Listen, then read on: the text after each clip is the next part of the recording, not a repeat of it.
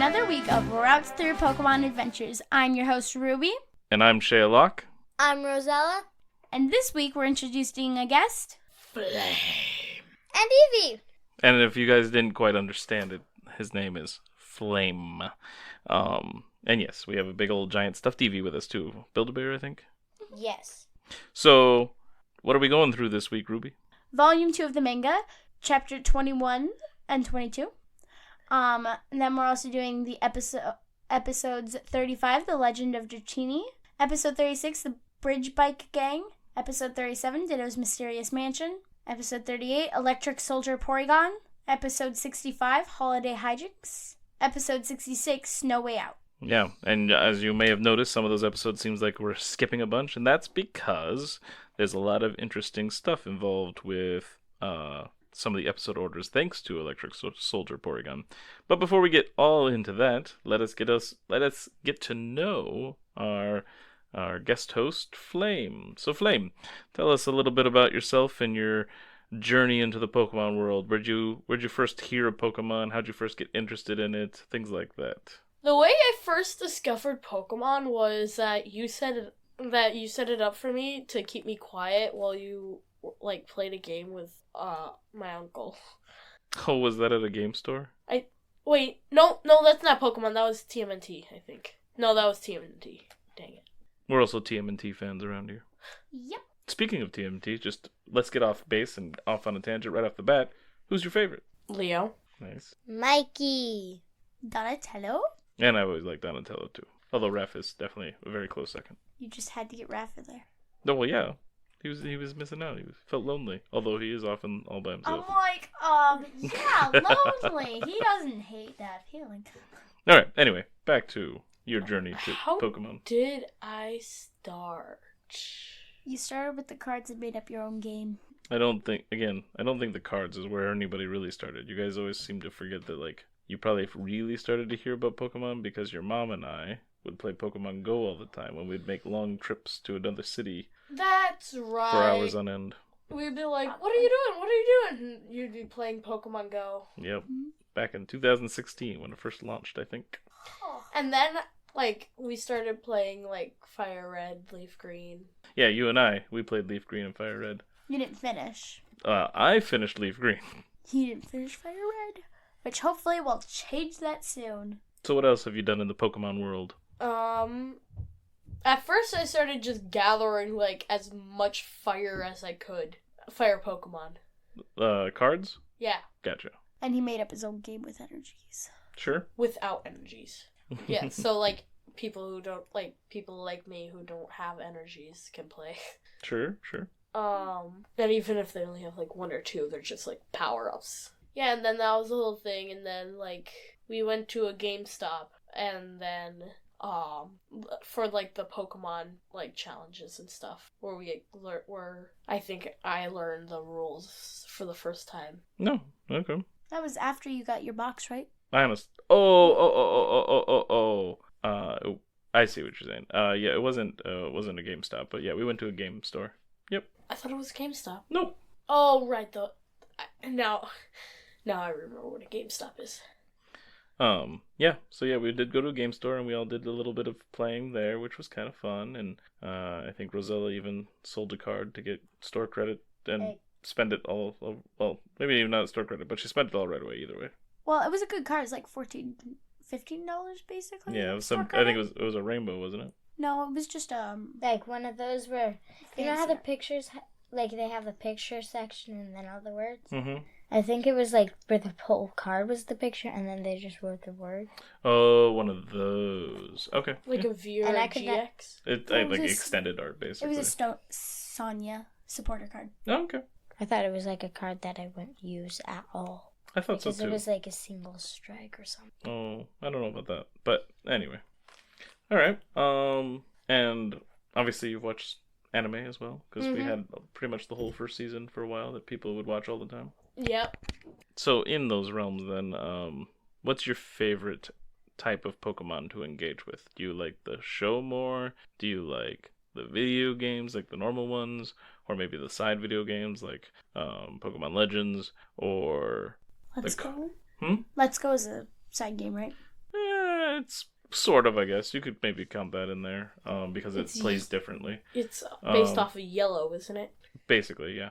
So yeah, there's the side video games, the regular video games, the card games. There's toys, of course. And like Pokemon Go, it's kind of its separate way. So which of those areas do you find the most enjoyment with Pokemon? Or maybe it's even just the cosplay. What? What's the cosplay? Cosplay is costume play. It means dressing up, Oh. which you've done before for Halloween. I'm cynical. Yeah, you were Cyndaquil. And what were you? You were Charizard. Yep. My favorite. I was Piplup. Piplup. Oh, that's right. What? Oh, you were a Pokemon trainer. Yes, I was a Pokemon trainer because you were all my Pokemon. And Mama was a Pokemon. Yes. What was our youngest? Oh, wait. Oh, Eevee. I thought that was the second to youngest. Was the other one around? I don't remember. I think we're talking about like making him a Pokeball or something. Oh yeah, I think he was a Pokeball. That's right. He was a giant Pokeball. Anyway, so yeah. Should have threw him at us. What did you like? What do you like to engage with in Pokemon the most? The anime. The anime is your favorite? Yeah, the anime. All right. Oh, and the manga. I forgot the manga. Duh. The manga. It's not my favorite. No, that's perfectly fine. That's perfectly fine. Not everything is going to appeal to everyone. All right. And so then, as far as that's going, what's your favorite type? I mean, I think we can all probably guess, but what is your favorite type of Pokemon? Fire. Shocker. Wait, I thought it was totally going to be water. No, that's yours. And in these first 151 Pokemon, who's your favorite? Is Charizard one of those? He's one of the original starters evolutions of starter. Charmander, Charmeleon, Charizard. Mm-hmm. Charizard. Makes sense. And who is your favorite Pokemon overall that you know of? Charizard. Just Charizard. Always Charizard. Not even Mega Charizard? Because Mega Charizard... Well, no, he has two different versions, I guess. But Mega Charizard's pretty cool. Probably Mega Charizard X. Okay. Alright. Cool. I like it. I only recently even knew that he had two different versions or whatever because I did it in Pokemon Go, so...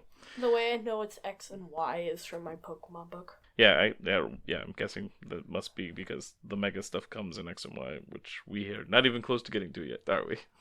No, we're so close to it. Yeah. When does that even come? That would be Generation 6? Yep, we're right there. Who's your favorite character so far in the anime? So many good options. I don't even mean a Pokemon. Like, who's your favorite? Like, do you have a favorite human character? Doesn't even have to be one of the main ones. It could be ones that are just show up in an episode or two or whatever. You're saying it could have been like a Pokemon character? Like Psyduck. I would consider him a character. Pikachu, I would consider a character. Okay, then Pidgeotto, maybe to a lesser extent. Pikachu, because, like, he doesn't evolve, yet he has the power of a Raichu. Okay. And who's your favorite human, then? Ash. Ash? That's not too surprising.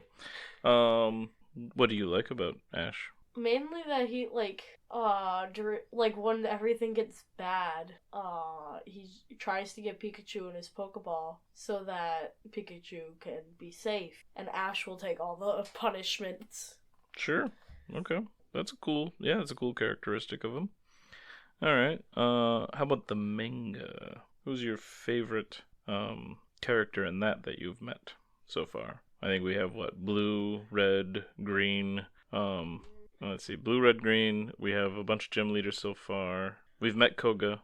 Pika, the Pikachu, of course. Pikachu's cute. Alright, well then in the world of Pokemon, the first game at least, what's your favorite gym or gym leader? Probably the grass gym, because I can defeat it easily with fire. Do you remember who the gym leader is there? Not really. Erica. Alright, Erica! Alright, well cool. Well, thanks for joining us today, Flame. Who's Erica? Yep. The grass gym leader. You literally just The episode that established had Ash dress up as Ashley. Oh! Okay. Ashley. When The Ash dressed up perfume as I'm gonna Ashley. have to watch The it perfume. again. Okay. Yeah, the perfume perfume gym? episode where Gloom is part Oh, of the I perfume. like that episode. And so Ash works with Team Rocket so that he can get in, because Team Rocket also wants to get in. So they pretend to be Ashley's parents, because they disguise him as Ashley. It's hilarious. Anyway, let's start with the manga. So Volume 2, Chapter 21, Long live the Nidoking. So, yeah, we held off here because we're going to do some Safari Zone chapters and Safari Zone episodes of the anime. And here, the first thing I noticed in the in the manga, is that Safari Zone is on a sign with a picture of like the Nidoking or something in the middle of it. Is it a Nidoking picture? What is it? Yeah, it's a Nidoking picture. Okay. And it kind of reminds me of the Jurassic Park logo. Yeah! Now that I'm actually thinking about it, yeah, it does. It reminds me of the Jurassic Park logo. What's the Jurassic Park logo? It says Jurassic Park in big letters with a dinosaur in the middle of it. T-Rex. Got it. Anyway, so it kind of reminds me of that, which is just fun. It seems like that might be what they're going for, but I don't know. So anyway, the way this plot goes is he goes in the Safari Zone, but he has to leave his Pokemon and Pokeballs behind for safekeeping. I think he just... Pika? Huh? What about Pika? All of them have to stay behind. But, like, is he in a Pokeball? I don't think so, because we see him later. Anyway, he leaves his Pokemon and Pokeballs behind. They say he has to leave his Pokemon behind, and he puts the Pokeballs out. I don't think it says he has to leave his Pokeballs behind, but the way that he says something else later suggests that he must have had to leave those behind too. And they don't give him Safari Balls like they do in the game. And instead of like walking through the grass for time limit, he's on a raft with like bars on it, I think.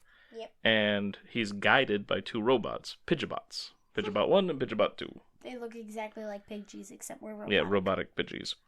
But then we go back and we see a control room, and there we're informed that the Pidgeobots can protect the guest. While they're sailing around the river in the Safari Zone, they see some Nidokings fighting, and the Pidgeobots explain that they're fighting over a Nidoqueen because that's what they always do. And so there's a Nidoqueen back there too. And it looks pretty rough. And so then we cut to the control room, and some of the assistants are like, "Oh, is everything okay?" And the guy that seems to be in charge of everything, he's like, "Hey, the Pidgeobots are ready for any eventuality. They can handle it. They're there to protect the guests, all that stuff, right?" So, of course, they tell us this, that they're going to be able to take care of it no matter what happens, which tells us, as an audience, something's going to go wrong. Also, in the control room, I think we even see Pika there, outside of his ball. I think they're all out of the side their ball at the control room. Not in this picture. Not where they're talking. So anyway, we go back to Red, and we see that Red pulls out a Pokeball. He's like, "I smuggled this in," which is what tells us that he must have had to leave Pokeballs behind. Mm-hmm. And he chucks it because he's like, "Sweet, I'm going to go get myself a Nidoking." And it goes past the two Nidoking and catches the Nidoqueen. So, as it does that, they get close to the land. So then the Nidoking get upset and they smash the raft. And Red ends up washing ashore somewhere else in the Safari Zone. Pidgeobots did a great job. Right. Yeah, they tried to warn him and stuff. And a Pidgeobot informs Red that they need to walk to the exit now that the raft has been destroyed. And there's only one now. We don't know what happened to the other, but there's one with them.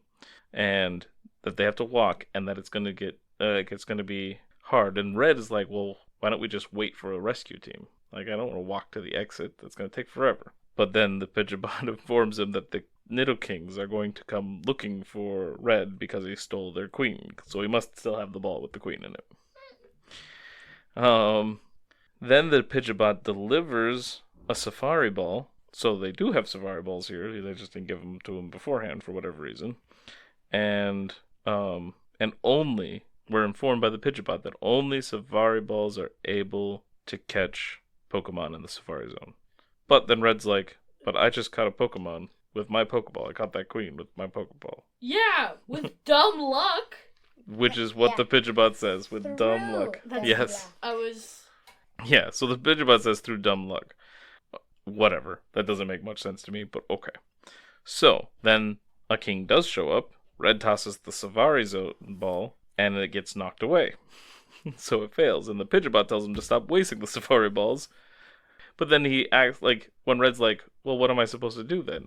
You told me to throw the Safari Balls," and now and the Pidgeobot doesn't have an answer. He's like, "I don't know. I don't catch Pokemon." So I don't think it was just sheer dumb luck, because the regular Pokeball worked just fine. So I don't know what's going on around here. Safari Zone Ball did not work. So then, like in the game, like the video games, when you're in the Safari Zone, you can only use Safari Balls, And you can do two other things. You can leave bait for the Pokemon or throw a rock at the Pokemon, besides throwing the ball. The rock makes it more likely they'll run away, but they become easier to catch if they don't run away. The bait makes it harder to catch them, but they'll stay around longer, more likely. So, like in the game, Red finds a rock and chucks it at the Nidoking. And all it does is make it matter. So then it slashes at Red, and it dissolves the ground a bit when it does, because apparently, according to the Pidgeot, there's acid inside Nidoking claws. Oh, goodness. So they apparently secrete a venom or something as well. Great. Yeah. So then back at the control center, the man in charge tells Pika that Red will be alright, but they still can't get in, and somebody found the remains of Pidgeot 2. So we know that Pidgeot 1 is the one with Red. Pika and Ivysaur are there, and they look nervous for their trainer. Even though that, Red, or that the control center guy is like, hey, he'll be fine. Back in the zone, King almost gets Red, but Pidgeot sacrifices itself to block the attack. Red runs some more, reaches a dead end, turns and throws like another rock or a brick or something, and hits the King right in the eye. He runs, picks up the broken Pidgeot, who can still talk, so he just had his wing damage or something, and there was oil. So every time we see the Nidoking after that, he has black spots on him too, because he got some of the oil on him, it looks like. So yeah, he runs and picks up the Pidgeot, and the Pidgeot even warns Red that they're getting into a more dangerous zone of the Safari area. I remember this song. Yep, and he even tells him, hey, we're going to have to use strategy. We can't just use brute strength this time like you did with the Nidoking. And then Victreebel is there, wraps some vines around Red, and picks him up. This makes me love Victreebel all the more. Yeah, that's right. You have a big problem with the bells. And so then Pidgeot warns Red to not be swallowed, or he'll be digested instantly. And then the Victreebel swallows Red. Pidgeot doesn't know a lot. So Red is dead. That's it.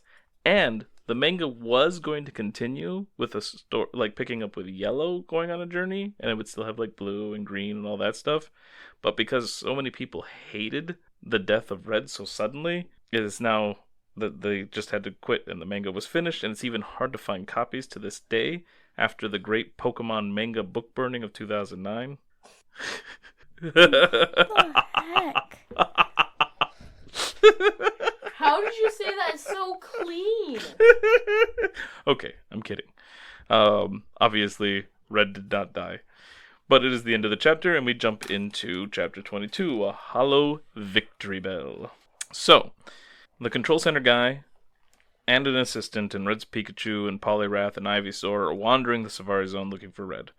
Then we see Red's cap laying in the grass as the Victreebel that ate him wanders off. But then we see that Red is in the mouth of the Victreebel and is holding himself up from its pit of acid. That must be its stomach, I guess, when it dissolves it. Victreebel are placed off of a certain plant that grow on trees. Flytrap? No, not Venus flytrap. But they have this sweet smell in them, and flies fly in there, and they get stuck. Oh yeah! They slip in. I learned about this. I forgot about that. I think you're absolutely correct that they're probably based somewhat off of that for sure. And normally bugs eat nectar from flowers, but it's the opposite way with... This flower eats the bugs. It's like a Venus flytraps. Yeah. Things. Anyway, so yeah, he's holding himself up from the pit of acid, and then he's wrapped back up in vines, and a bunch of Bellsprout and Weeping Bells show up, and Pidgeot informs Red that he must not been eaten on the spot, like he was thinking was going to happen, because he must be food for the others to help them evolve, which this turns out to be true. But he held himself up. Right. So he would have been eaten. Do you think that the Victreebel could have pushed him in? Maybe. Probably. And then he would have dissolved and not been able to be fertilizer for the rest, right off the bat. Anyway. Red struggles with the vines, but Pidgeot reminds him that brute strength ain't gonna work. So, Red thinks up a plan that has Pidgeot fly up with Red's Pokeflute that he apparently has and play it. I cut over some stuff. So, he's struggling against the vines. Then the Victreebel is spreading out fertilizer of other things it's eaten already into the Weeping Bells and Bellsprouts to help them evolve while they're all sleeping. Oh. And and then Red will be next. He'll be dissolved into the fertilizer as well, right? Pretty grotesque, actually. It's pretty frightening. It's kind of creepy. It's cool. Pokemon gets a little dark in the manga. This kind of stuff doesn't happen in the anime at all. Nope. Even the video game is usually pretty light. At least Red and Blue is. Anyway, so, yeah, Red is trying to get out of there, and so he comes up with that plan and has Pidgeabot fly up with the Pokeflute and play it, which wakes up. I thought Pidgeabot couldn't fly. Well, he does now. Yeah, he had his wing damage. He said he couldn't fly, but I think he flies here, right? Mm-hmm. Yeah. It's flat. Yep, he plays maybe he repaired himself. Maybe it's a self-repair thing, and it just took a little bit. Anyway. There's no wing there. It's just a spring. Oh, really? Oh, yeah. So maybe he could fly the whole time. He just had his wing damaged. Good job, Pidgeabot. Anyway, well, he's good. He saved Red's life earlier. That's how he got damaged. Anyway, so the flute is played. All the bells wake up because of it, and they're distracted by the flute itself instead of Red. And then Red uses his Pokédoll, which is used in games and stuff to like distract a Pokemon from the Pokemon you had out there. Mm-hmm. So that he's able to slip out, and that interrupts the whole ritual. And so yeah, so then he makes a run for it. But the one-eyed Nidoking returns. One-eyed Nidoking? Yeah, because he threw a brick in its eye earlier. So it just has one eye. Yeah, he's like this the whole time. Yep. See? Shut. Yeah, I don't know if it's gone or not, but he's... Let's just pretend that it's hurt so he has it shut. They refer to him as a one-eyed Nidoking, so he might just not have a working eye there anymore. It looked like a pointed rock, so it looked like it really... Oh, that's right. It was pointy, wasn't it? Hurt. So, he shows back up and blocks Red's escape. But instead of running away again this time, a different direction, he allows the Nidoking to come charging towards him, making the Bell think that the Nidoking is stealing their food, which is Red. And so they fight, and then the king weakens the Victreebel, so Red captures the Victreebel with a Safari Ball. Then Red uses Victreebel, like he takes him right back out, to fight the Nidoking, and then captures the Nidoking. He has a one-eyed Nidoking. Yep. Wait, does he only have one horn too? It's a one-eyed, one horn. Flying purple people eater. Wait. Okay. Wait. He's Nidoking. Is he purple? Actually, I think they are. I think Nidoking is purple. One-eyed, one horn. Because Nidoqueen is like kind of a light blue. He's flying purple people eater. That's hilarious. He's planning on eating Red. So Yeah. One-eyed, One horn purple people eater. Flying purple people. Oh, he doesn't fly, I guess. One-eyed, one horn purple people eater. Anyway, but then after capturing the Victreebel and the Nidoking, we then see 3 more Nidokings, another Victreebel, and a bunch of mean-looking Bellsprout coming for Red. Then we go back to the search party. They're calling for Red and find his hat that we saw earlier, right? They try to tread carefully as they also recognize this is Victreebel country, and then they are soon surrounded by Victreebels and Nidokings. But then we see Red is on top of a Nidoking, holding a ball, another Safari Ball, and wondering... 2 Safari Balls, and wondering what he should catch next. We then find out that the surrounding Pokemon were all caught by Red, and that includes the Kings, the Victreebels, the Weepinbells, Bellsprouts. It also includes some Executes and Parasects. The owner of the Safari Zone area is quite astonished, and that is how that concludes. Now, with those covered, let us jump into Safari Zone stories in the anime. Pokemon Yes. Flame-a-thon! So we start with the Flame Pokemonathon. It's what's Flame Pokemon-a-thon? That's what it says. What's it called? Are you sure? I got what's it about again? Well, I will tell you what it's about as I read it. So first we hear the narrator bring up the gang is going to the Safari Zone. So I thought, hey, we're in the Safari Zone. But we're not really. We're in a Pokemon reserve instead, where Pokemon catching is completely off limits. In fact, we learn this, I think, because the girl riding the Ponyta stops him from trying to catch one. Well, no, Growlithe. Growlithe. There was a bunch of Tauros that were stampeding. Yeah. He decided to fight one. Sure. And then the Growlithe started fighting like Squirtle or something, whatever he sent out, and he was like, "Oh, a wild Growlithe." So then he was going to try and catch that, and then a girl on a Ponyta came. I didn't mean that he was trying to catch a Ponyta. I meant that he was trying to catch a Pokemon, and the girl on the Ponyta is the one to stop him, is what I was trying to say. Growlithe stopped it, basically.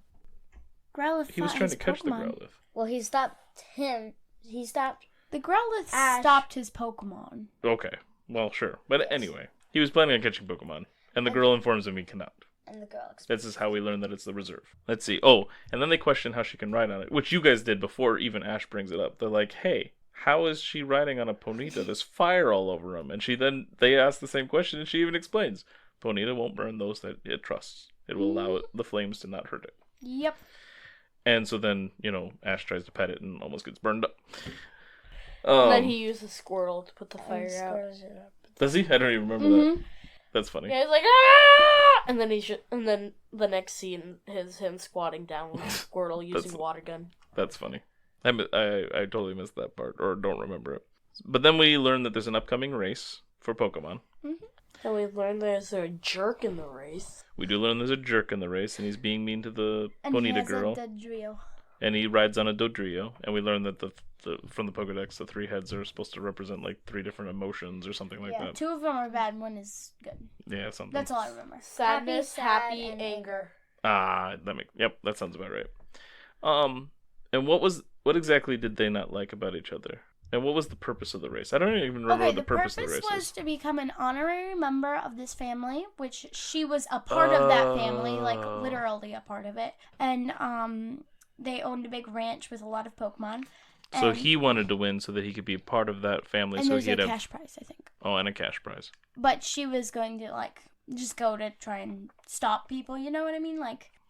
Not big. She wasn't being mean at all. It was just a competition. So you have some of your own family in there too to try to win. And if you can beat them, then you get to be part of the family.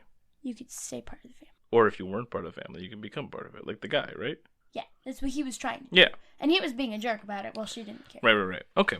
Yeah, the race and everything was really cool, but I kind of missed the point of it. I just knew there was some beef between her and this other guy, and if he won, it would be bad news. She didn't have any beef. And then eventually somebody. Well, he had beef with her, therefore there was beef. And then somebody told her that the Tauros were going all crazy. Well, they go to the town. Yeah. No, he tells her the Tauros are going crazy. Yeah. And then she goes back to the ranch because she was in town. She rides her pony. And everyone was wishing her luck. Yep. And then she goes back to the ranch and tries to settle them down and tells Growlithe to get in there. Then she was on her Ponyta, and the Ponyta got scared. Something swooped right by through there. We later learned that Team Rocket sent something through there. Yeah. Big rock. Team Rocket is... I thought it was a Pokemon or something. It was a Pokemon. It was. Yeah, it was probably like Arbok or something, but they moved too quick or something. Mm-hmm. And she broke her arm or sprained her wrist or something where she couldn't ride. And the Ponyta flipped out. And she couldn't grip her reins correctly, so that the Ponyta... That's why she couldn't ride. Yeah, but then because of her getting knocked off, the Ponyta got scared too. That's what threw her off, right? So the Ponyta was freaking out, and Ash is able to calm it down, and all of a sudden there's some trust between him and the Ponyta. Except but not enough trust. As we learn later. But because of that trust, he gets to be the one to ride it, right? They were in there talking about it, and I'm not sure how they came to the conclusion that they should have Ash try and ride it, but Ash burnt his hand again because he was told he should try and ride it. And then the trainer talks to Ponyta and told Ponyta that it will prove how great she is if she wins the race with someone else riding her. And she says she'll be very pleased with her, basically, to coax her into it. Nice. And so eventually she lets Ash ride it, and then they're out there training, and Ash gets onto it without being burnt, and then goes woohoo and sticks his arms up in the air, and the Ponyta starts booking it, and he's hanging onto the tail. He accidentally kicks. Oh, that's right. He's hanging on the. I totally forgot about that part. That was hilarious because some people were. How is he holding on to fire though? Because it's probably not just strictly fire. Maybe it's a tail in there flames. I wonder what the tail looks like. I wonder what did Missy say? She said at least he's hanging in there. Yeah, I think so because he was hanging. Also, we did learn that Team Rocket is working for the jerk face, of course, which is so they had planned to try to get her out of the race, and then of course now that she's not completely out of the race, they have to come up with more plans. Yep. And then we get to the race, right? Oh, sorry. What? The reason that Ash gets to ride Ponyta is because when she was sitting there and Ash was trying to grip the Ponyta's reins, she was like, he's really good, and that's Yes, she trusted him, and Ponyta slightly trusted him, but not enough to ride. So then she coaxed Ponyta to let him ride, right? Mm-hmm. Does that all make sense? Mm-hmm. Okay. I'm pretty sure we said that all. We missed the linking of her recognizing that Ash was trustworthy when she saw him tame the Ponyta. Okay. So that's what Rosella wanted to bring up. Thank you. All right, so then we get to the race, and just the lineup had me amused, because Brock decides to enter with his Onix, and Misty's riding on Starmie? One of them. One or the other. Anyway, she's riding on one of her stars. And then Pikachu. That's the is part that's riding hilarious to me. Squirtle. Yes. Pikachu and Squirtle. But yeah, when they're going through the lineup, and then all of a sudden we see little, because they're all on big things, or it's sitting tall and whatever, and then we see Squirtle with Pikachu on its back, and I'm like, what? But apparently they were allowed to continue in the run, so. Apparently, a Pokemon When they were is allowed going to up run the a Pokemon. hill, Pikachu ended up like helping Yes, Squirtle up the yes. hill. Yeah, he got off and was Seriously pushing Squirtle up there. Alright, what was before the hill? I don't remember right before the hill, but I do remember that when they're starting the race, Team Rocket are already up to no good, and they shoot Tauros in the eye, because he makes a joke about getting a bullseye. Yeah. Which was And funny. then Jessie yeah. pops Close up, to it. or close to it anyway. Yes, and because of that, the Tauros veers off and knocks a couple other down and stuff. Like Only a one. Starmie? And Or then no, they're going not up a Starmie. hill, and we find out one guy is riding an electrode, Yeah. and they start going down the hill, and he's like running the opposite direction or whatever to stay on top. You know how you had to do that. And Team Rocket had dug a hole so that he fell right into it, and It exploded, didn't it? it boomed. Yeah, that was And funny. self-destruct. Yeah. I think it was like explosion instead of self-destruct. And yeah, I then think that's what they called it. and then they got to the food part where they had to finish a whole bowl of food before they could continue.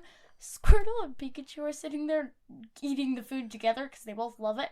Right. And the dead trio is fighting. The three heads are Because all they're all fighting. trying to fight over You the missed, food. You missed a part. And- What, like, Ash gets, like, blowed up, and, like, him and Ponyta are both, like, dizzy, and then Pikachu zaps them, and they're all ready to go again. Oh, yeah.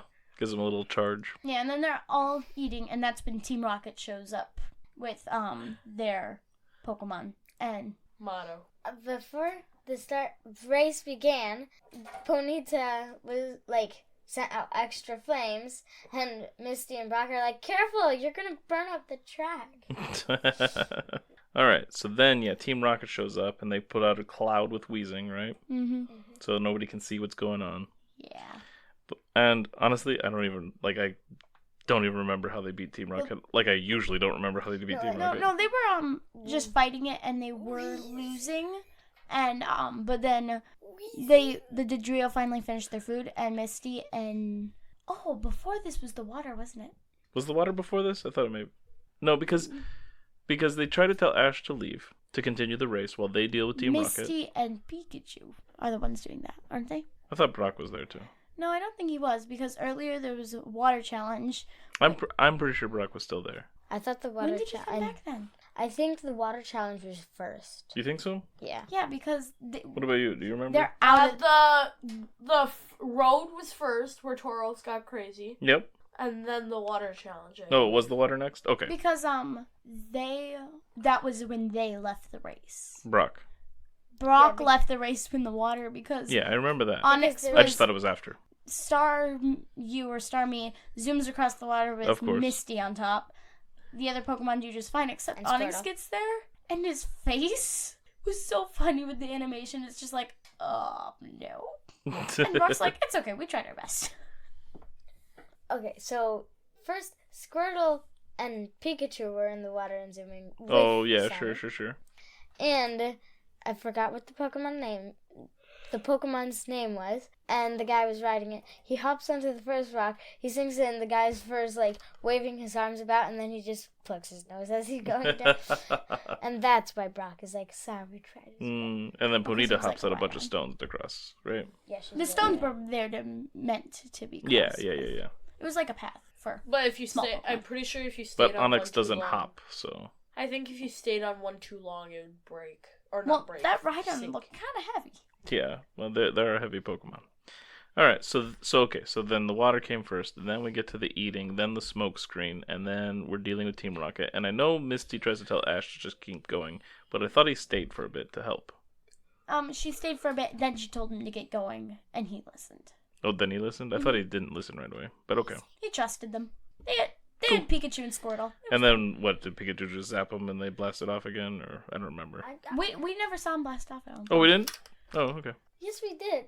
I'm sure we did. Weezing used like this gas attack, and Ponyta just burns that, and it goes all the way up to them, and they. That's right. Yeah, see, he didn't leave right away. I didn't think he left right away. He left, and they took care of it. No, they told him to leave, but he did not leave. I totally remember him not leaving right away because I thought it was weird. Like, oh, that's a good idea. He should just keep going. They'll take care of it. But then he didn't because Ponyta did its thing. And he's like, Pikachu, Squirtle. Because it was almost like a sludge that could burn, like almost like gas or something. It was gas. It is gas. Yeah. And then at first he tells Pikachu and Squirtle, like he calls out Pikachu and Squirtle, and then Arbok uses glare, and they just turn all colors. So because he stayed long enough for that, why did Misty and Pikachu not continue in the race? So like, why didn't Pikachu and Squirtle and Misty and Starmie or whatever continue the race? Well, Pikachu and Squirtle got glare on them, like. Oh, that's right. They got glare. Yep. Starmie had ink on her face. Oh yeah. Oh, okay. And so it was just up to Ash to catch up to the Dodrio. Mm-hmm. And they were neck and neck. And Well, it takes a bit, but he does catch up to the Dodrio, Mhm. and then of course he's pulling his little crap and knocks him back a ways, yeah, it's weird like that pecks at him or something. it's weird that Ponyta doesn't pass Dodrio because she was able to catch up or whatever. Sure, I can explain that to some extent because when you run a race, you want to pace yourself. You don't always run top speed the entire time, Okay. and so Ponyta had to run top speed to catch up, and then is probably getting exhausted. So of course they're just neck and neck for a bit. Then Dodrio Jerkface cheats by having it peck and interfere with the race, and so Ponyta and Ash fall back. And then while they're trying to run and catch up again, this had everybody super excited. Like, my kids that were watching it and everything, just like, oh, this is so awesome. And they knew it was coming as soon as Ponyta started to glow. And we all kind of knew, especially with the music going on and everything. And all of a sudden, evolves into Rapid Dash. And of course wins by nose. Yes, and then... But after he wins, oh, yeah. the guy on the Dodrio goes, "You cheated!" Said you interfered. Yeah, but I mainly remember the cheating. I'm like, what the? It was ridiculous. To the pure, all things are pure, but to the defiled and unbelieving, nothing is pure. Darn straight. And yeah, so then with the victory, everything's all happy and hunky-dory, and we move on. Then, episode 34, we have the Kangaskhan Kid. So, the gang is still going into the Savari Zone, apparently, according to the narrator. And they wonder if they're... Or maybe not the narrator. Maybe it was just Ash and them. Because they said, hey, I wonder if we're out of the reservation yet. So they can finally catch Pokemon. Mm-hmm. So then they try to catch Pokemon, and Officer Jenny shows up and says, hey, poachers. Because they're still in the reserve. Yeah, and then they're like, we honestly didn't know. And she finally believes them. Right. But she had taken him back to, like, the base or something by that point, right? Mm-hmm. And she's a ranger here. So not Officer Jenny, Ranger Jenny, I think is what she calls herself here. Pokemon Ranger Jenny? Yeah, maybe Ranger Jenny? Something like that. I don't know. But before all that, we do see a lot of Pokemon out in the wild, like Chansey and Mankey and stuff like that. So that was kind of cool. Many of the things that you can find in, like, the Safari Zone and stuff, too, of Red and Blue.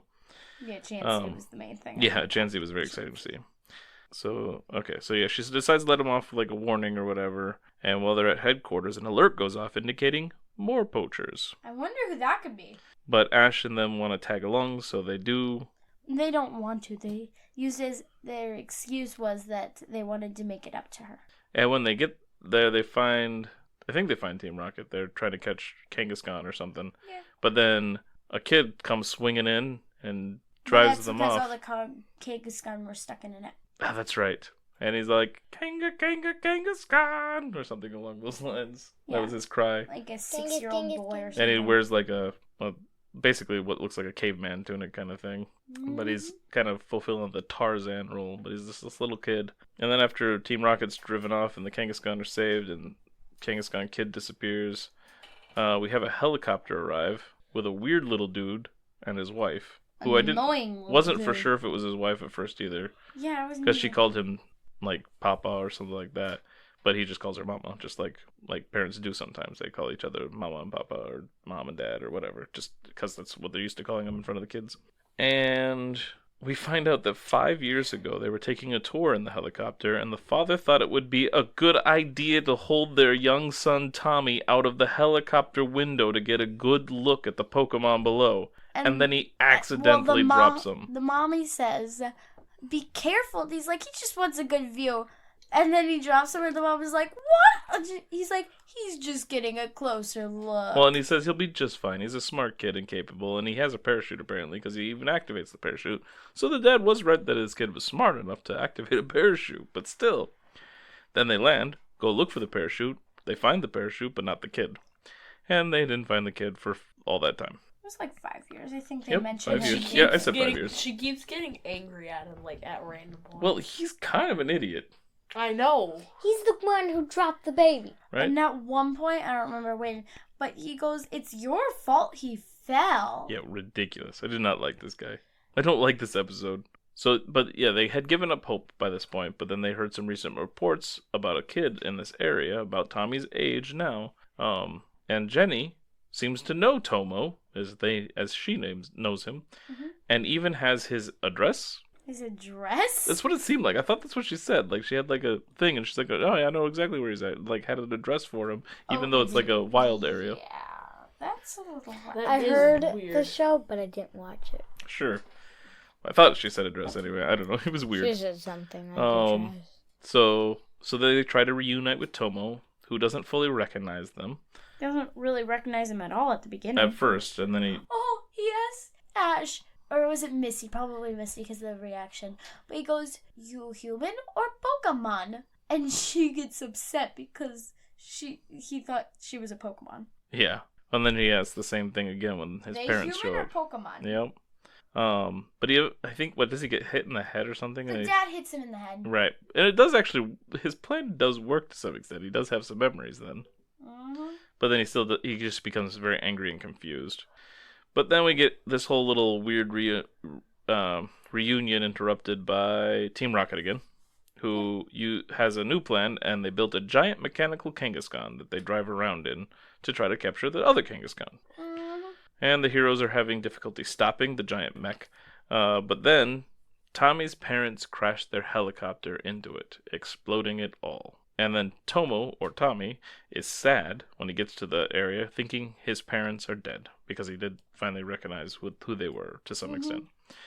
But then they climb out of the rubble, somehow wearing caveman-type garments just like Tomo's. Yep. Where did those come from? They ordered 1 minute delivery. I guess. Or they just flew over and got him. And so then they also decide to join Tomo in his Kangaskhan family. So they also get to be Kangaskhan with their Kangaskhan Kid. And then That's not gonna last with long. that quote-unquote happy ending, the gang continues on to maybe finally make it to the Safari Zone. Only, in the American released episodes, they never make it. That's sad. Instead, we jump onto the Bridge Bike Gang episode, and the narrator in that mentions that they recently got out of the Safari Zone, which also leaves us a little confused because they never really made it in. But we decided to find and watch the banned Japanese episode. They had too many guns. Oh, yeah, it was banned because of a lot of pointing guns at people. Never fired one. I think you're right. Anyway. I feel like Wait, no! Oh. It was fired. It was fired at Jesse and James when they dropped onto the post. He was like, "Get down from there!" They're like, "Hey, we're in the middle of our speech." So they did fire guns at people too. So not only pointed, but also fired. All right. They didn't take But they Hunter's danced a lot safety. before they hopped down. And then James hopped down and he's like, "Trust Okay. me, Jesse." Except that they're not Jesse and James. Alright. I don't remember what Jesse's name was. I didn't quite catch it. It was too quick. But I think Kojiro is I have James's name. no Vegeta. clue. Anyway, yeah, we had to watch this in Japanese with the translations, dubs or whatever, which was interesting.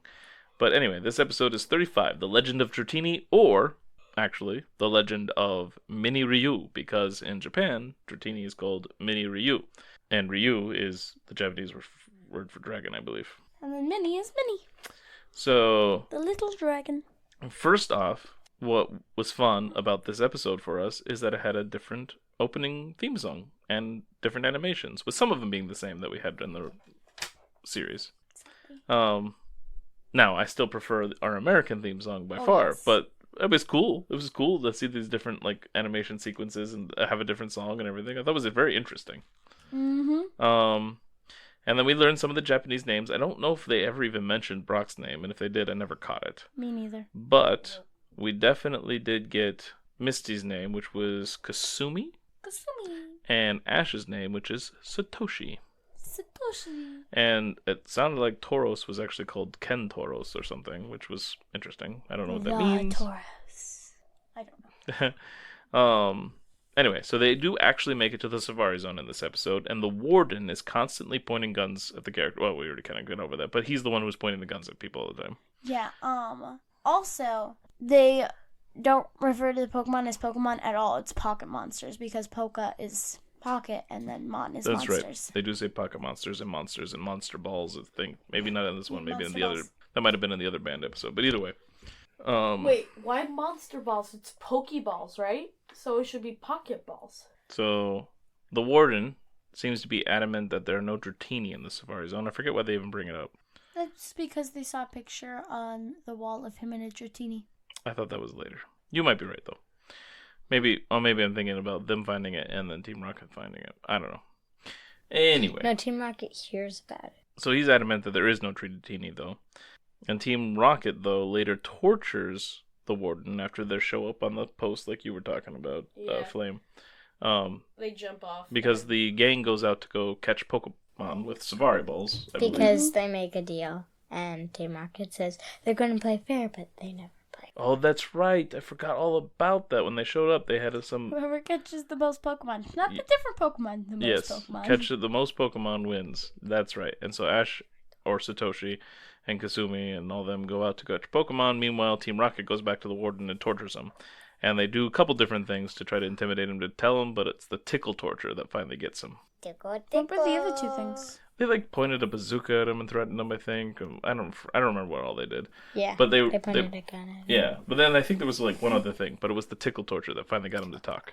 And somewhere in here we also got his memory of the Dratini that he knew, I think. I thought it was later. Maybe it's later. At some point, when they finally know there are Dratini there, he tells them about it. Yeah, so he tells them that he does tell them that he did have a Dratini friend back in the Safari Zone. Well, that's because there was a Dratini, and after everyone knew there was a Dratini, they trashed the place, like littered. That's right. Destroyed Because everybody it. came looking for Dratini. Which, I mean, honestly, what did we go to the Safari Zone but for Dratini and some other Pokemon? I got a Chansey. Yeah, so anyway, Ash finds a herd of Tauros, so he decides to catch one. He throws it, catches one. Later on, though, he goes to catch something else. Was it Rhydon? Okay, thank you. He goes to catch a Rhydon, but then the herd of Tauros show back up and run right in front of him, and so his Pokeball catches a Tauros. Is this the only time we see him catch another Tauros? He only has 2 Tauros. Okay. It felt like a bit that should have happened at least one more time, but that's okay. We get the final of it all later. Yeah, this is a whole bit, though, because by the end of the episode, we'll just go ahead and skip to that. We find out that he used all his Safari Balls. He sent the Tauros over to Professor And he sends them all to Professor Oak, and they're all Tauros. Because it's all he managed to catch out there. He was probably trying to catch all kinds of things, but he just kept catching Tauros, and they trample over poor Oak in his lab. Wait, He must have caught the whole herd. But before, he had Muck crushing him under all the goop. Stinky Muck. That's right. Well, yeah, a lot of times when we see Oak now, he has the troubles with the muck. And Oak's like, next time send me a less stinky Pokemon or whatever. And it's interesting because this collection of Safari Balls filled with for the Tauros herd are brought up in a much later episode that is in America. So it's really a little confusing because then as the audience, we're like, when did he go to the Safari Zone and catch a bunch of Tauros? Because we never got the episode. So Jesse and James find the Dratini. Meanwhile, the warden's off trying to tell Ash and Misty and everything that he was tortured and told them where it was. So Jesse and James are trying to catch the Dratini, and James is underwater looking for him or something. James and Meowth. And Meowth. And Dratini shows up on the surface of the water. And she steps on their air pipe. Yes, but because she's getting closer to the water and, calling for the Dratini closer, and the Dratini is coming closer. She almost has this Dratini, but then because of the whole thing with the air hose, James and Meowth flip out and come out and spook the Dratini. Well, they were trying to hold their breath. I know. I'm just saying. So it spooked, and so the Dratini disappeared. And then they decided that you're going to use a stun bomb. Yes, they're going to throw a bomb into the water and Stun bomb. a stun bomb into the water to get the Dratinis. But after they throw it in there, the warden goes in to go get it. And so does Ash, using Misty Staryu. So he books Which it down there also, with Staryu had a weird name that sounded very close to Hitmonchan, but it wasn't Hitmonchan. Yeah, Staryu books it down there with Ash, and then Ash gives the warden the Staryu, and he swims down, which I don't understand. Yeah, he gives the Staryu to get the warden back out of the water, and Ash does the swimming to the bomb on his own the rest of the way. Yep. I don't understand why. Well, because probably the guy would have kept going after it as well, so he wanted to get him out to save him, because Ash is all about saving everybody else, even though it's maybe not the smartest method to do so. Just like when he jumps in front of a bunch of Spearow to save Pikachu and things like that, so. Okay, that was the smartest method to keep them both safe. Safe-ish. Yeah, I disagree, actually, but that's okay. What do you disagree with? If anything, he should have probably covered Pikachu with his own body, because there's so many Spearow for a tiny little Ash, many of them are going to get right past Ash. So he's going to just get chopped to pieces, and Pikachu's still in danger. So he almost drowns in the water after he gets the bomb, right? Mm-hmm. And then that's when he's rescued by Dragonair. Yes. Yeah, and apparently Dragonair can fly, so they fly up into the sky. Mm-hmm. And can control the weather. And can control the weather. Like make it snow or rain. Yep. And so then what happens? It flies up, controls the weather. Ash gives Team Rocket the stun bomb. Team Rocket's blasting off again. And they go blast off. Ding! Ding. And yeah, so then they went out and they protect the Dratini, and I think that... Oh, and we find out the Dratini that they saw earlier is the child of the Dragonair, and the Dragonair is the warden's Dratini friend. Yeah. Which was cute, so... And I think that's about it for that episode, yeah. Oh, also at the end of that episode, we get a traditional kind of anime thing where they preview the next episode, which was fun. Yep. Which is the Bridge Bike Gang, where they have just gotten out of the Safari Zone. They want to cross a bridge to get from one town to the next, which they didn't think the bridge was finished yet, or they didn't know the bridge was completed, which it turns out it's not completed. Because Brock seemed to know about it or something. Mm-hmm. But then when they're being told that it's not completed, some people ride bikes off onto it, and they're like, well, the bike path is completed, but you need to have a bike. And that's when Misty's like, seems like we would be fine if someone didn't destroy mine. But she wouldn't even be with them. If Oh, yeah, there's so many things wrong with that idea, but she's just bitter about the And bike. hasn't Ash saved her life or something? Oh, Or at least helped her enough for her to forget about the dumb bike? who knows? Well, then they go to the Pokemon Center to figure out what to do. That's Charcoal exactly the bike. words I wrote down. I was like reading along with what you were saying. I'm like, what? It's the charcoal bike. All right. Yeah, and Joy says that the Joy in the other town needs some medicine, quick, but she can't go because of some of the Pokemon that need her there. Mm-hmm. They're like, well, we can do it, and they agree because they also get to use the Poke Center bikes to cross to do so. Because at first they're like, well, we can't because we can't cross over there. Bridge, though. Yeah, it's a long bridge. So they're riding along, and on the way they run into the bike gang, and they get into before this, Jesse and James were talking about how it's their hometown. Or Oh yeah, something. we get it when they're riding on the bridge. We see them in the water On a boat. Or a raft or something. Yeah, something like that, and talking about how it is a place that they had grown up or spent some time. Because so then the bike gang, they get into like some Pokemon battles, and like I think Ash fights one first, and then some other girl trainer shows up, and then Missy's like, I will take care of this one. And she sends out, I forget who she means to send out, Staryu or Starmie. It's Starmie. always a star. Yeah, no, that's Almost not true. always a star. She's tried to send out Horsey, I think, before, but Almost always a star. anyway, she sends out, or tries to send out, but we see a beam come from her bag because a different Pokeball opened, and it's Sai-Yi. But this one is so funny because she uses Tail Whip first. Yep, Then, because she's trying to remember the moves after the whole Koga battle. yes. And then, does she use Confusion next? Scratch. Really?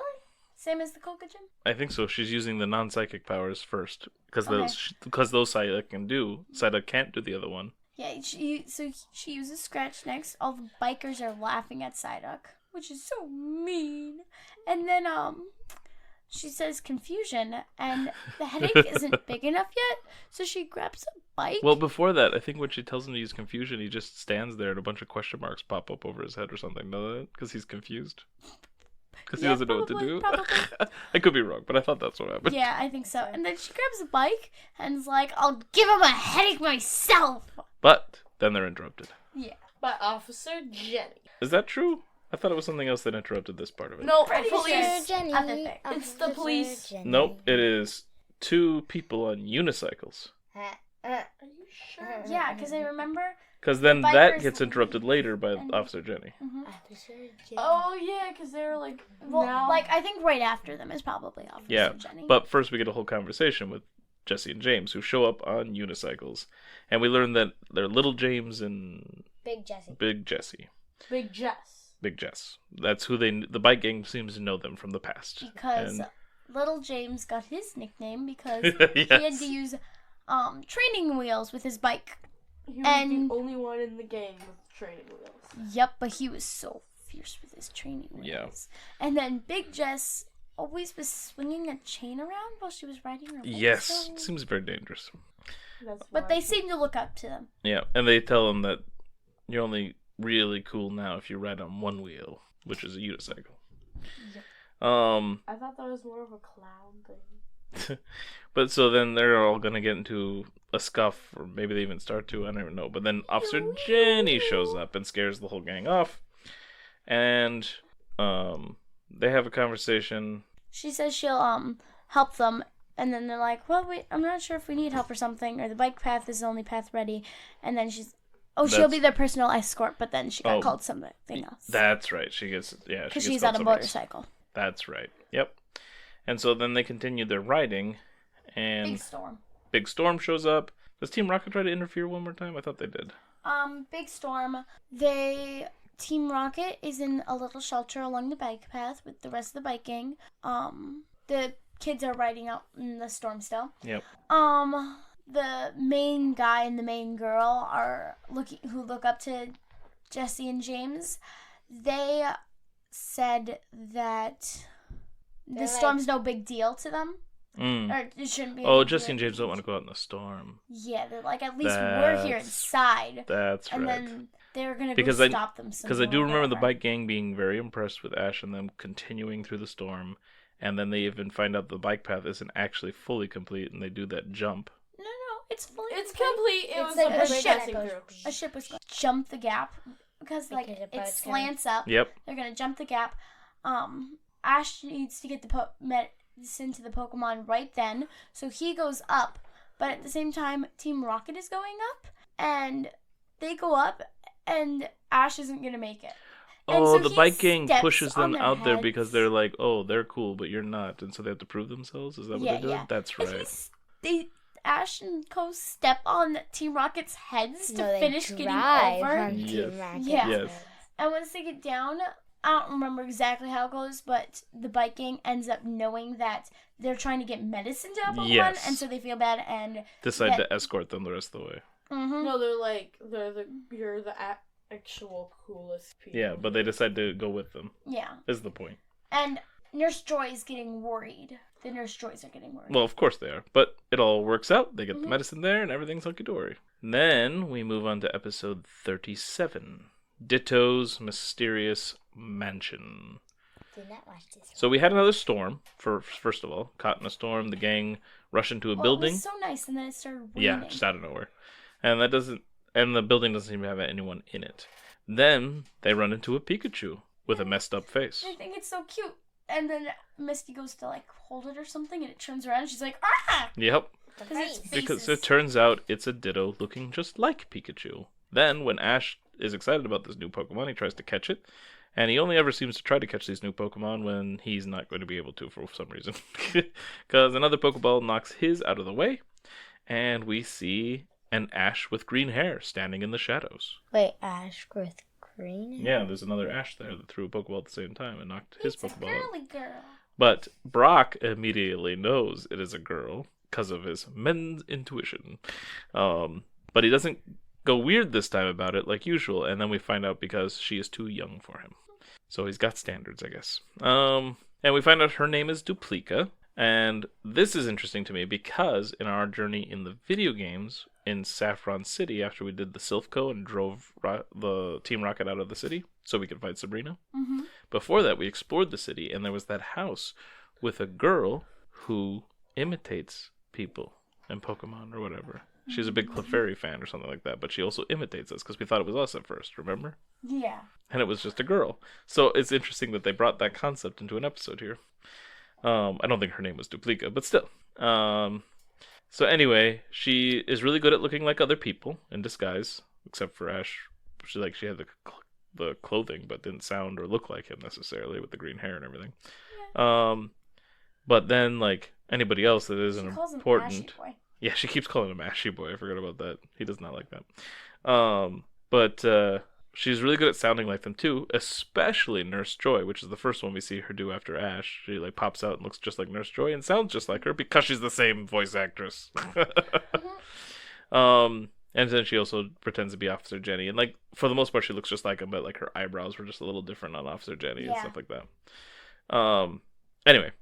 Then they decide to do a battle on the stage of her place, and she beats Ash and his Bulbasaur with her Ditto acting like a Bulbasaur, and it throws Ash for a loop. He like is really like disgruntled by it and like second guessing his training and all that stuff. But this actually ends up working out for him, and later in the episode he seems to like learn his lesson here and seems to study up a bit and realize that he needs to know more about Pokemon because Duplica obviously learned a lot about various Pokemon.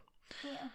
Didn't we learn that she tried to do a stage show? Yeah. So we also learned that Duplica wished that she could get her Ditto to finally get faces right, because that's the reason that nobody comes and watches their act anymore, because they had an act where she would dress up as a bunch of Pokemon, and she actually made her face look similar to a lot of Pokemon, like the eyes and everything, which was interesting. And Ditto, of course, could just turn into any Pokemon, but with the wrong face.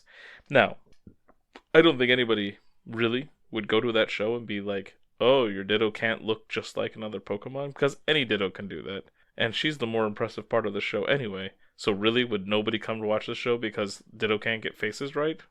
No, it doesn't make any sense. But that's the plot of the episode. It's fine. It's a silly cartoon where Team Rocket should be way dead by now, and so should Ash, actually, with all the electrocution from Pikachu. So anyway, Team Rocket shows up. They steal the Ditto. And they hatch a plan to use the Ditto to disguise itself as a Dratini. Because they failed to get a couple. And send it to the boss. Because they just failed to get a Dratini recently, right?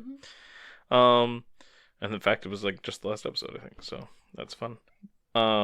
However, they don't realize Ditto's problem. And so they try to get him to pretend to be things. And they show it a picture of a Dratini first. And like it just shows up as a book. Because it's a book. Because it's a book that they showed it. And she tries to get Ditto to look like she has a picture of like her old boyfriend or something, or a boy that she liked. They do that one first. That's fine. Doesn't really matter what order. And it looks like the guy, well, I think the picture of the guy, but with the Ditto face. And of course she gets super mad about that because like, are you mocking it kind of thing? And so like they eventually just chew the poor Ditto out and are yelling at it, and then spotlights appear. And we see 4 members of Team Rocket in white garb saying the motto, and it's Duplica, Brock, Ash, and Misty, all dressed up like Team Rocket. And then Pikachu even covers the part of Meowth, except instead of Meowth, that's right, it's just Pika-Pee!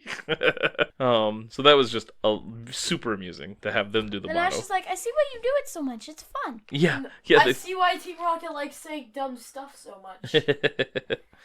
But then we find out that behind them are 2 Meowths that look like Meowths, and they both even talk. And so they're like, oh, which one's which? Because apparently Ditto finally learned how to do its faces. Because they were so harsh on it. Yep. Also the whole motto thing really offended Jesse, for sure, and James, I think. Like, they were very offended about other people doing their motto. So then there's 2 Meowths, and Ash is like, hey, I want to try to solve this thing with words this time instead of battles. And they're like, hey, that's a good idea. Let's do that. And they're like, here, you can have your Ditto back. And they hand over Meowth, who's like, hey, what's going on? And they take off with the other Meowth. And of course, Duplica immediately, it's like, this isn't Meowth. This isn't Ditto. This is the actual Meowth. So she chucks it up there and gets onto the balloon, pops holes in it, and the other Ditto falls down. I forget how. Pop holes yet. Right. But it does. And the Ditto Meowth falls down and she catches it, and Team Rocket goes blasting off, and yay, everything's happy. I think Pikachu actually got like launched up there and like it scared Meowth and he like dug in deeper and that's what popped it. Oh, because Ditto turned into a cannon. Oh. Yeah, first Ditto with Meowth, chomp, jump out. Yes, I think you're right. And then later on at the very end of the episode, we see Team Rocket trying to shove Meowth in a Dratini costume because that's their plan B. Anyway, then we get on to another banned episode. So another episode in Japanese, and this one is highly controversial because when this episode came out, it caused a bunch of people to have seizures in Japan. So it never even got translated into English for us because they weren't going to do it here. And it even got taken out of circulation in Japan. They're like, we're not airing this episode anymore. And because of the big controversy and the apologies they had to make, they took Pokemon off the air for a while. And so some of the episodes they had planned, they didn't release right away. And some of those included some holiday specials because the holidays were coming up. So then they decided to release those again later during another holiday, but it messed up the continuity of the story because of a whole Charmander Charizard situation. So they don't really belong there. So that's why we're going to cover those next. And that's why we have from episode 38 to episode 65 and 66. But anyway, so Electric Soldier Porygon, or whatever it's called, there's a problem with the Pokemon Transport System, which we learned is not built by Bill like it is in the game. It's built by some other weird scientist guy. And in the books, isn't it built by Bill as well? Yep. Yeah, the books follow the game a lot more closely, actually. So yeah, he's the builder of it. There's something wrong with the system, so people would send Pokemon in, but then the wrong Pokemon would come out the other end, and they used an example of a Magikarp as the wrong one, so it's like usually worse Pokemon. Pokemon. Ninetales in. Exactly, and stupid Pokemon come out, basically.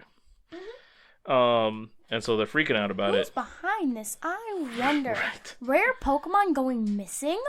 Right. And so he's trying to look into it, and then he freaks out because he realizes something and runs out. And the scientist guy. And so Ash and them have to go find him, and they find his home, and they go in there, and then he traps him inside a big giant tube, and it's basically a human-sized version of the Pokemon transport system, because he's trying to design a human transport system.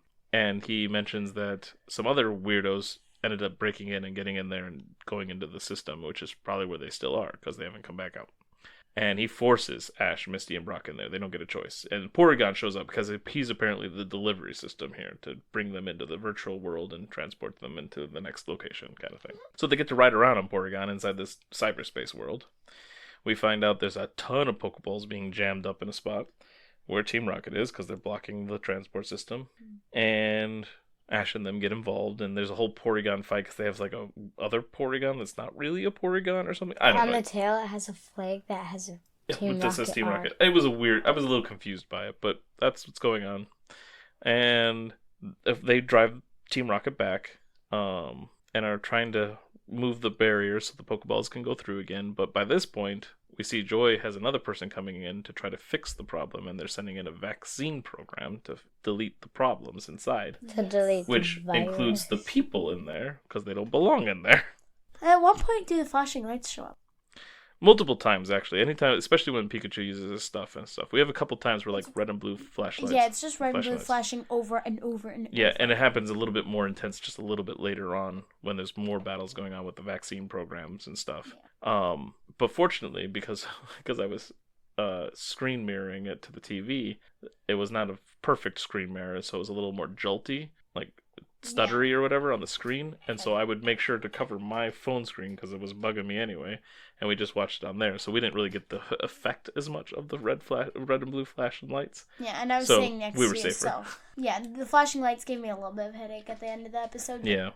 Just a teensy headache. So, basically, the plot is this vaccine program shooting these weird giant needle missiles at people, and it almost gets Team Rocket, and then they save Team Rocket, but slowing them down, and so they almost all get blown up, but they get out, but the whole system back in the scientist place ends up exploding as well. Because That's the a rockets mad go into the scientist. because the rockets go into. He the was real mad world. that it was all exploded.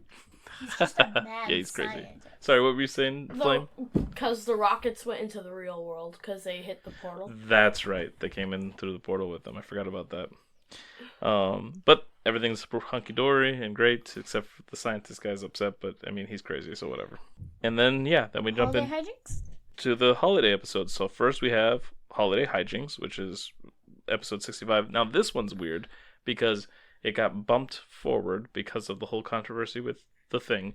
But then this episode also got pulled from the American, like they did dub it and everything, but then they pulled it off and didn't have it air anymore because back then Jinx was all black except for the clothes and blonde hair and stuff, as opposed to purple, which we see now.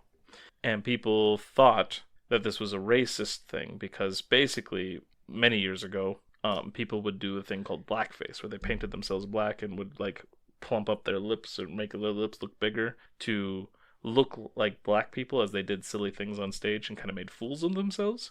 So it was kind of like a derogatory thing towards black people, which is not nice, not cool. And so they thought that that's what Jinx was based off of. Now, maybe it was. I don't know. But to me, every time I saw Jinx, I thought it was supposed to look like an opera singer, like a classic cartoon opera singer. Yeah. So that's all I've ever pictured. Like, the black didn't make me think blackface at all, but whatever. They changed it to purple, fixed things, but because of the blackness, they took this off the air. Because they thought it was being racist, which maybe it was. We watched this in, like, Japanese, didn't we? Nope, we watched it on my phone, because I had to find a different way to get to it, because it's not on the normal channels, but it was not in Japanese. This one actually did get dubbed into English. In this one, we see Jessie sleeping in bed, or pretending to be asleep, because they set up a trap for Santa Claus, which James falls into dressed as Santa Claus because they were practicing it.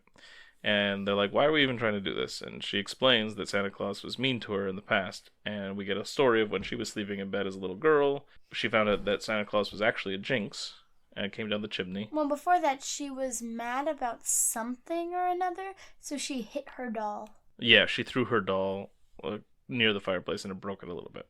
And then Jinx shows up, takes the doll, and disappears. And so then, in her mind, not only is Santa Claus a jinx, but also stole her favorite doll. And then So she just stopped believing in Santa. And so she stopped believing in Santa Claus, sort of, because she knew that he existed, supposedly, because she saw him. But she didn't want him to come in the house. But she didn't want to see him ever again. She did not like Santa Claus. And so now they want to capture him. Anyway, so then we cut to, like, Ash and Co., and they meet a Jinx on a beach, holding a boot. And they try to, like, battle Jinx, I think. Yeah. But then they find out Jinx is worried and sad, and we find out, they can't catch the Jinx, and they're like, must have a master or something. And they're like, well, maybe it's holding, they figure out that it's holding its master's boot, and they find out that the master is Santa Claus. So Jinx isn't a Santa Claus, but it's holding Santa Claus's boot. So they're like, hey, let's help Jinx get back to the North Pole. They also find out that Jinx's kiss makes the Pokemon go to sleep. That's true. The person go to sleep. Jinx has a magical kiss that can put people to sleep. Because it has giant lips. I forget what it's called. It's like something kiss was the move. Smoochy kiss. No. Kidding. Sweet kiss? Something like that. Anyway, so Jinx, they're going to get Jinx back to the North Pole. So they have a raft, and they get all their water Pokemon out, which is like Goldeen, Horsey, Squirtle, all of them, to pull the raft. But then after a long ways, and following the raft is the Gyarados sub, because Jessie and James are like, ha, they have Santa Claus. We need to go get Santa Claus. And the Pokemon get tired, so then Ash gets in the water to pull the raft, and is swimming for a while. But he is getting tired too, but then he hears voices in his head talking to him. Mm-hmm. So he keeps going, then he almost drowns, and then he's rescued by a Lapras, and the Lapras is apparently the one talking to his head telepathically. So we now have another talking Pokemon. Because but only can do that. telepathically. The Jinx can also, when its hair touches people's heads.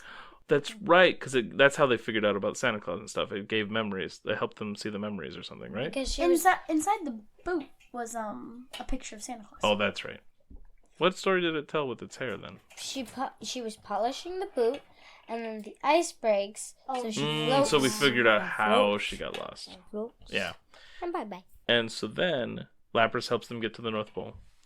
Then because Santa Claus sent her. Yes, Santa Claus sent her to look for the Jinx, and so helping out. And then Team Rocket blocks their way, and they're like, "Give us Santa Claus." And I'm like, we don't have Santa Claus. They're all very confused. And they're like, "Don't play dumb with us." And they're like, "What? What are you talking about?" Yeah. And then I don't remember how that interaction finishes.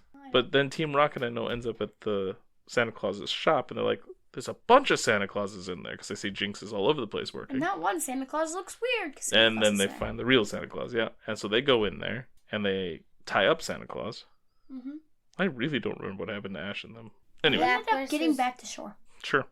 And they tie them up, and all this stuff, and she explains... I think Ash and them show up by this point too, but she explains... The Jinx have loaded up their Gyarados ship with... all the toys. Yes, but that's why they're holding him hostage, to get all the toys. Yeah, But Jessie explains why, and it's because of the doll situation.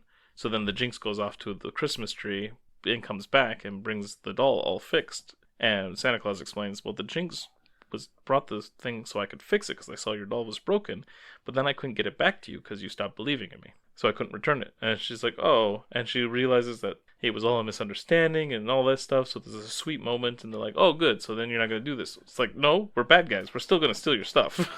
So then they go off to steal it. But, of course, then... Lapras uses Ice Ray. Lapras uses Ice Ray. Somebody else uses, like, Charmander, like, uses, like, Flamethrower. And then all the Santa Clauses... Well, what happens for sure to finish it off, or to get the presents back, is that Santa has the Jinxes all work together to lift up the Gyarados sub and shake it to get all the presents back out. Yeah. And then they're sent off. Team Rocket's jinxed off again or something. Something silly.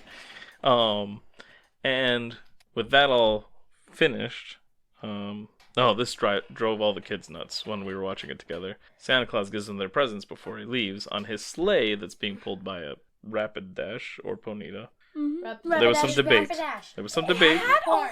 Okay, but there was some debate when we were sitting watching it. I thought it was a Rapidash too, but some people thought it was Ponyta. It was a Rapidash, is what we all seem to agree on here. So that's good. And takes off. But then they have their presents, and everybody wanted to know what was in them. But we never learned what was in the presents. Nope. And then I was doing some research, and apparently there was one more episode that's supposed to take place between this one and Snow Way Out. And it was a New Year's special, but it never got finished, and so it doesn't really exist. But it was supposed to be there. It doesn't even exist? Correct. They never finished it. They never did it. And then it was supposed to be like an hour special, and it was supposed to be a lot of clips from what we've already seen or something in the whole anime by this point. So kind of just like a recap, big kind of fun celebration. Yeah. And like a year later or something like that, they had like a 2-hour special or something like that, which they're guessing a lot of the footage they were going to use in the first one went to that one. Well, it was probably like they were all hanging out at a New Year's party, and then like they kept having memories, you know? Could be. I really have no idea. But then we get Snow Way Out. And this one, when I first watched it, because I had watched through like the first season, confused me. Because first of all, the first season was cut up on Pokemon TV and Netflix. This one confused me because the Indigo League only went through partway through the first season. And then the second season, the Orange League on Pokemon TV has the rest of Indigo League and then starts the Orange Islands. So it's really confusing. And this one is aired out of order because of the whole controversy with the Porygon episode. And so it airs sometime after Ash is getting back to Pallet Town before his training to go to the finale of the Indigo Plateau. So by this point he has a Charizard and Charmander's in this episode. So this definitely belongs over here. So anyway, basically Ash and Co. get to a fork in the road. Ash wants to go up the mountain. They all go up the mountain. Ash wants to go up the mountain. Nobody else wants to, but because they want to go the other way, and he convinces everybody to go up the mountain. And we have Jesse and James on the mountain for some reason. They're chasing them. Because they're chasing him? Okay. And then a snowstorm comes, and so Brock and Misty are like, hey, we need to find shelter, and Ash is like, no, we keep going. Well, before that, Jesse's like, Snow, how I love the snow. Or what was her little line? Snow, I love it so. Yeah, snow. I thought that was after they landed somewhere. They anyway, never took off. They were never in the hot air balloon. Oh, well, they're on the mountain. So now we get to them on the mountain then, I guess. But she's talking about how much she loves the snow and how her mom would make a snowsgeboard instead of a smorgasbord or whatever it is. Mm-hmm. Basically a bunch of food that was just made out of snow. Well, it had like soy sauce. And it had some sauces on it. Yes, for flavor, I guess. We didn't see the sauces. She just mentioned how the sauces were in there. Right. Well, we saw it, but we saw some of it, yeah. But then, yeah, like with the snowstorm coming, they want to keep themselves warm, so they light the fire in the hot air balloon. which then the hot air balloon takes off. So they lose that, and so they're trying to stay warm, and they build an igloo, and they try to stay warm in the igloo because they don't want to. Because if you fall asleep, then you're gonna get cold and die, I guess. So they have to work real because they do start falling asleep. They have dreams, like Jesse's dreaming about being like on a beach or something. They're just imagining things to start. To start, but then it turns out they fell asleep imagining these things. Mm-hmm. So they're all trying to keep each other Only awake. 2 of them fell asleep. Right, Jesse's mad at them because the other 2 fell asleep, and they're all trying to keep each other awake. Meanwhile, Ash and Co. Pikachu gets blown off by the wind in the blizzard, so Ash goes chasing him and falls down and tries to save him off the cliff and falls down even further. And once they're somewhat safe, they dig a snow cave in the snow and hide. Not Bulbasaur. Charmander goes, cha! Yeah, so he works with the Pokemon, his Pokemon to do that. They get in, they block it up with some snow. Then, while they're in there, Charmander is keeping them all warm with his tail for a long time. But then he starts to get tired and his flame's dying down. So Ash is like, all right, you guys all need to get in your Pokeballs to stay warm. And they don't want to, but he makes them get in there. But Pikachu, of course, still refuses. And he wraps up the rest of the Pokeballs in his little jacket thing. Mm-hmm. And then, while he's hanging out with Pikachu, wind pushes through the door and creates a hole in the little barrier. So he runs over there and puts his back to it. Of course, that's cold. And then Pikachu's like, because he once again tries to tell Pikachu to get in the Pokeball. Because, like, it's going to be cold in here. You need to get safe. Pikachu's like, And then the rest of the Pokemon get out of their Pokeballs. Mm-hmm. And they're like, all come to him. And he's like, guys, what are you doing? But they're like, no, we're going to stay with you. And he's like, okay, we'll be cold together, blah, blah, blah. Although, granted, they'll be warmer together, but still. Well, they're all generally still going to be cold, so they'll be cold together. Yes. But it was a touching moment. They play the sweet Pokemon music for when there's touching scenes and stuff, and it's all an emotional thing. Yeah, and that's kind of how their night goes. I think it covers just about everybody's nights, really, because the others were in the igloo having... They cut back and forth with some of this stuff. Onyx and Misty mentioned how their night was later. Yeah, later, because we didn't see what happened to him. So anyway, after the night's over, Charmander burns down the barrier, and they're all back out and stuff. And then Misty and Brock are up above, and they're like, oh, hey, Ash. And Onyx helps bring them up, bring Ash and them up. And they're like, yeah, Onyx found us a nice cave with hot springs and stuff, so we had a pleasant night. He dug right into a hot Yes. And then Brock's like, and look at what the wind blew in. And it's Team Rocket's basket, but it's out of fuel. But they have a fire Pokemon because Brock got that Vulpix a little while back. So yeah, Vulpix lifts them up, and then they sail right by Team Rocket, and that's when we see Team Rocket all pinching each other's cheeks to keep each other awake. Yeah, James is pinching Jesse's cheek, Jesse's pinching Meowth, and Meowth is pinching James. Yep. And then they're like, that's our balloon! So they go running after it, and there was a cliff not too far from where they were, so they all fall off the cliff right into a hot spring where they could have been spending the night. That's hilarious. And then of course the heroes drift off in the balloon, and we go back to Team Rocket, and they're like, it's getting too hot in here. So they stand up, but it's so cold out here. So they get back down. So they're kind of just stuck. It's too hot to stay in, but it's too cold to get out. Yep. Meowth is like, I have a hot or cold head and a warm body. Yes. Yep. I would just dump my head under quick. And that is our grouping of episodes for today. Next week, I think we'll be doing another video game episode that will get us to Cinnabar Island, with the fire gym, and we might be picking up some legendary Pokemon as well.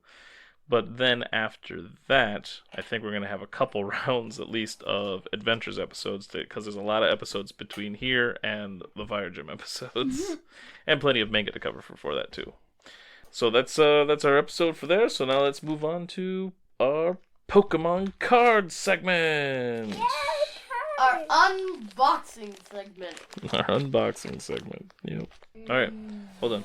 Okay, so now that everybody's packages are open, let's all do a nice little sniff. Well, that one sounded gross.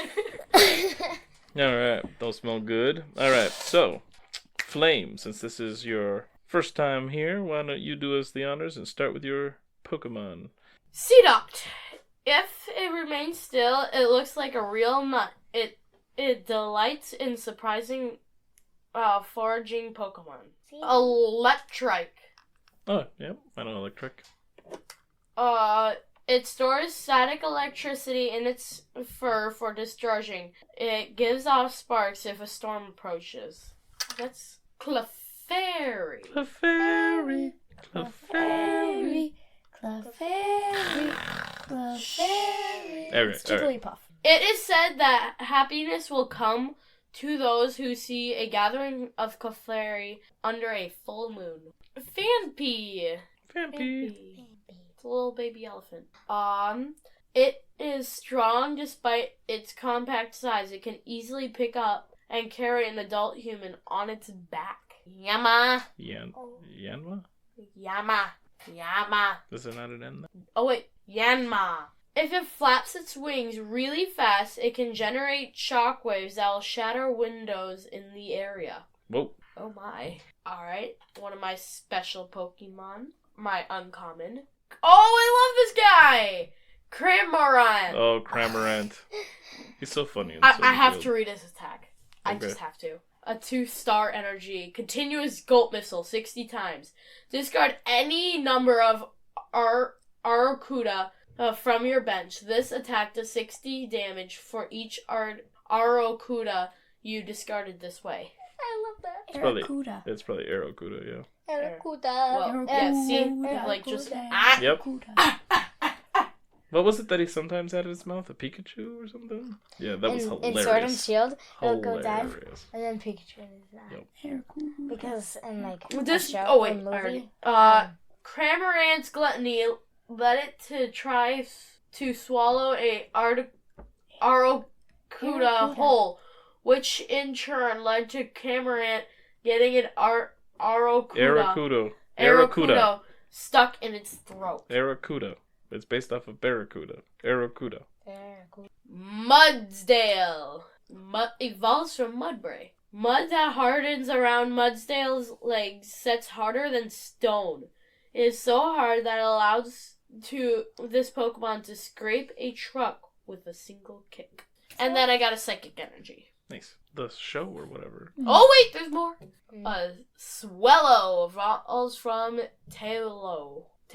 It dives at a steep angle as soon as it spots its prey. It catches its prey with sharp claws. And then a supporter. League staff. Draw 2 cards. If Winden Stadium is in play, draw 2 more cards. Then Charmeleon. Ooh, Charmeleon. Okay, the last one evolves from Charmander. What? Never would have guessed. So surprised. It has a barbaric nature. In battle, it whips its fury tail around. Oh, fiery!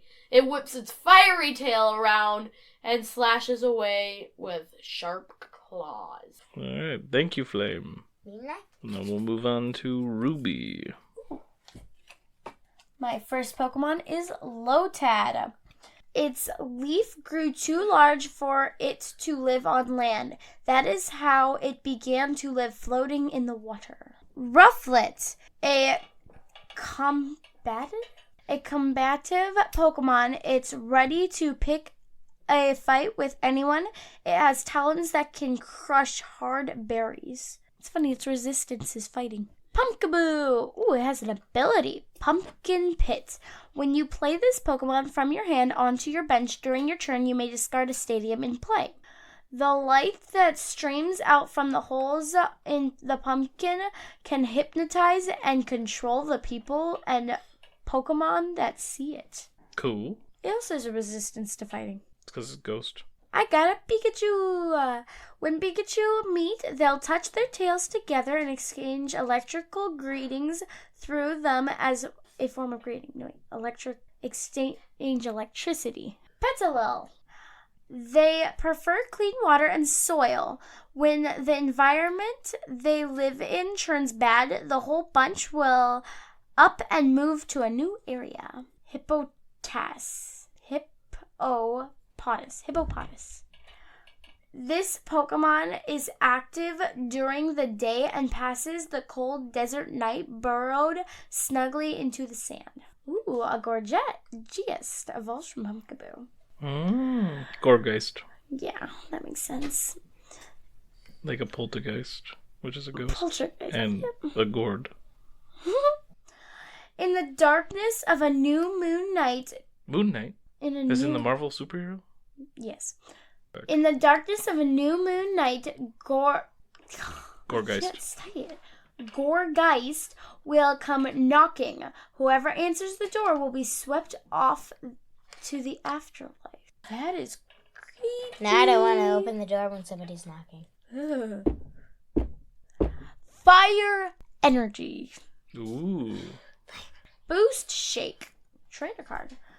Ribombi evolves from Cutify. Ribombi absolutely hates getting wet or rained on in the cloudy Galar region. They are very seldom seen. One time in Sword and Shield, I thought I found a Cutify. It was actually one of those. Yep. Because I didn't see this. Avlog.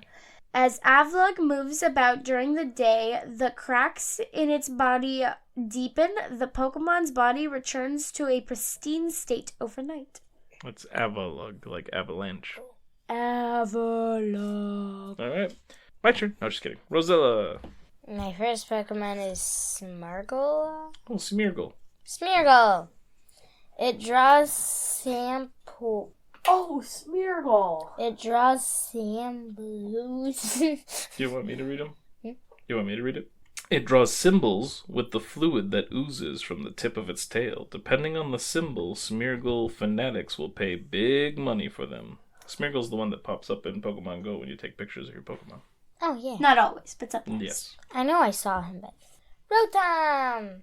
With a body made of plasma, it can inhibit all sorts of machines. Imitate. Imitate all sorts of machines. It loves to surprise others. Like the House of Imite from the Duplica Diddle's Mansion episode. Grubbin. It's in the Yarny thing. Oh, the Yarny ones, yep. It uses its big jaws to dig nests into the forest floor, and it loves to feed on sweet tree sap. Mantine. Oh, Mantine. Or Mantine. Either one. I don't know which it is. As it majestically swims, it doesn't care if Remoraid attached to it to scavenge for its leftovers. There's like a shark or something with fish that do that, and then it drops food, and they're like, oh, nom, nom, nom. Yep. Jinx! No way, you got Jinx? Jinx. Oh, perfect for this episode. So And the face is purple. Yes, they're always purple. the lips are a little weird. Its strange cries sound like human language. There are some musicians who compose songs for Jinx to sing. That's cool. Shauna. It's like a shiny one. Oh. Centiskorch evolved from Sizzlepede. Its burning body is already dangerous. Its own the exclusively hostile Pokemon also has large, very sharp fangs and a fighting energy, a fusion strike cross switch. Was your package Fusion Strike? Yep. What was yours, Ruby? Evolving Skies. And what about you, Flame? Shocking something. A Vivid Voltage. Whatever. Yeah. Evolving Skies, I think, has more chances of EV evolutions, right? I think so. That's why I grabbed it. Mine had a Sylveon on the front of it, because I also did Evolving Skies. I would have taken the Sylveon if it got on the table. I didn't let it get on the table. I know. I would have taken it. Yep. Sure you would have. Yes, I would. Anyway, continue, Rosella. Baraloom. Oh, Breloom. Breloom. It scatters poisonous spores and throws powerful punches while its foe is hampered by inhaling spores. Hariyama. Oh, Hariyama. Hariyama evolved from Makuhita. Makuhita. Kuhita. Ability, guts. That's a gross name. Not really. When you say you've got guts, kid, it means you've got some courage. You really can. I hope I've got guts. It's just a saying. I It's like a that. saying. I know, I've heard it. If this Pokemon would be knocked out by damage from an attack, flip a coin. If heads, this Pokemon is not knocked out, and its remaining HP becomes 10. Interesting. That's cool. That's nice because its attack is 100. Oh, wow. Anyway, Hariyama, Hariyama. that are big and fat aren't necessarily strong. There are some small ones that move nimbly and use moves skillfully. Alright, and finally mine. So I have Dwebble. If it tries to find a rock, it first tries to find a rock to live in, but if there are no suitable rocks to be found, Dwebble may move into the ports of a Hippowdon. Scraggy. Oh, Scraggy! It protects itself with its durable skin. It's thought that this Pokemon will evolve once its skin has completely stretched out. Drowsy. It puts its prey to sleep and devours their dreams. It seems that bad dreams taste sour, so Drowsy doesn't particularly like eating them. Mareep. Rubbing its fleece generates electricity. You'll want to pet it because it's cute, but if you use your bare hand, you'll get a painful shock. Ooh. Then how was Ash and Leon able to just, jump into, a whole pile of them? Wooloo? I have Oh, Wooloo. I have no idea. I haven't watched it. Phoebus.